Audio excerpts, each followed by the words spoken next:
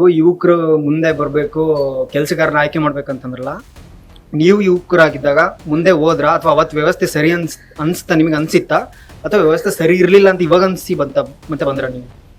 ಇಲ್ಲ, ನಾನು ಹೇಳದ್ನಲ್ಲ, ಪ್ರತಿಯೊಂದು ನನ್ಗೆ ಅನುಭವ ಆಗಿದೆ. ಏನು ಹೇಳಿ, ನಾನು ಓಟ್ ಹಾಕಕ್ಕೆ ಸ್ಟಾರ್ಟ್ ಆದಾಗಿಂದ ಓಕೆ ಇಲ್ಲೇನೋ ಬದಲಾವಣೆ ಬೇಕು ನಮಗೆ, ಮಾಡೋಣ ಅಂತ ಕೆಲವು ಚೆನ್ನಾಗಿರೋದ ಕಡೆ ಸಪೋರ್ಟು ಮಾಡಿದ್ವಿ ನಾವು, ಓಕೆನಾ. ಆಮೇಲೆ ಯಾರೋ ಹೋರಾಟ ಮಾಡಿದಾಗ ಬೈದವನು ಬೇಗ ಕಿವಿಗೆ ಬೀಳ್ತಾನೆ, ಸಖತ್ತಾಗಿ ಬೈತಾವ್ ಇವನು ಅಂತ. ಅರ್ಥ ಆಯ್ತಾ? ಓ ಸರಿ ಇಲ್ಲ ಅಂತ ಇವ್ನು ಬೈತಾವ್, ನನಗೆ ಬೈಯಕ್ಕಾಗ್ತಿಲ್ಲ, ಅವ್ನು ಬೈತಾ ಇದ್ದಾನೆ ಕೂಡ ಖುಷಿ ಆಗುತ್ತೆ.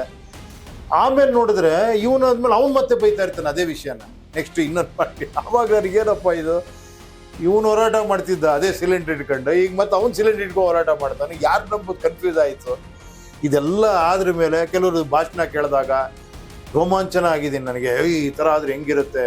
ಓ ಕೊನೆಗೆ ಮತ್ತೆ ಬ್ರಹ್ಮನಿರಸನ ಆಯಿತು. ಏನಯ್ಯ ನಾವೆಲ್ಲ ಏನೇನೋ ಅನ್ಕೊಂಡ್ವಲ್ಲ, ಏನಕ್ಕೆ ಆಗ್ತಿಲ್ಲ ಅಂದಾಗ ಕೊನೆಗೆ ಹುಡುಕಿ ಹೋದಾಗ ನನಗೆ ಯಾರು ತಪ್ಪು ಅನಿಸಿಲ್ಲ, ನಾವು ಮಾಡಿರೋ ಸಿಸ್ಟಮೇ ತಪ್ಪು ಅನ್ನಿಸ್ತು.